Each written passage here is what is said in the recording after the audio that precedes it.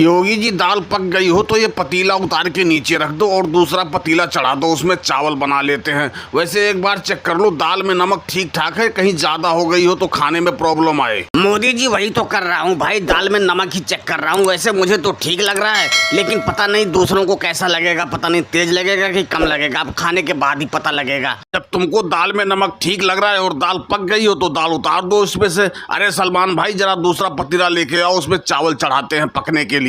मोदी जी पतीला तो मैं ले आया हूँ, पर ये बहुत गंदा है, इसको धोना पड़ेगा। अरे राहुल भैया जरा ये पतीला धो के और मोदी जी को दे दो, इसमें चावल चढ़ा दे। सलमान खान तुमको दिख नहीं रहा है, मैं लहसुन छील रहा हूँ। अगर जो पतीला तुम ही धो दोगे कि क्या हो जाएगा। मैं इसीलिए तुमसे कह रहा था शादी कर लो, कम से कम ये झंझट ही खत्म रहेगा खाना बनाने का, लेकिन तुम शादी नहीं कर रहे हो। राहुल तुम मुझे समझा रहे हो शादी करने के लिए, तुम क्यों नहीं कर लिए? तुम्हारी भी उम्र तो 50 साल के करीब होने वाली है। अगर जो शादी कर लिए होते तो आज 2-4 बच्चे होते और ये बर्तन धोना ना पड़ता, लहसुन नहीं छिलना पड़ता, बीबी सारा काम करके देती। अरे अब तुमसे क्या बताऊं सलमान खान भाई, मैं तो शादी करने के लिए सोच ही रहा था, लेकिन मेरी मम्मी कहती है अभी तुम बच्चे हो, थोड़े और बड़े हो जाओ फिर शादी करना। इसी चक्कर में मैं रह गया, अभी तक शादी नहीं हुई। लेकिन बताओ योगी जी क्यों नहीं शादी की? इनका भी तो बुढ़ापा आ गया है। देखो राहुल मेरे बारे में तो कुछ कहना मत, क्योंकि मैं सन्यासी आदमी हूँ, तो इसलिए शादी नहीं करा। बचपन से सन्यास ले लिया तो कौन लौटिया देता हमको शादी करने के लिए,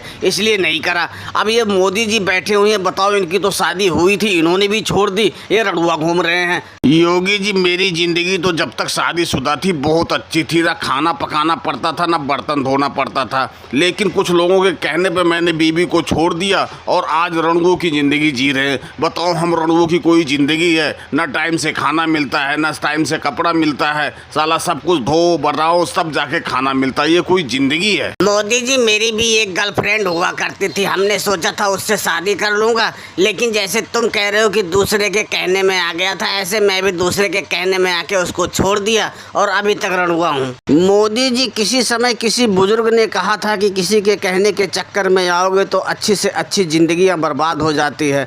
बताओ हमें अपने खुद से हाथों से काम करते करते हमारी हाथों की रेखा मिट जा रही है। बताओ ये रणुओं की ज़िंदगी कोई ज़िंदगी है? और दोस्तों वीडियो पसंद आई हो तो वीडियो को लाइक और सब्सक्राइब करना ना भूलें। धन्यवाद।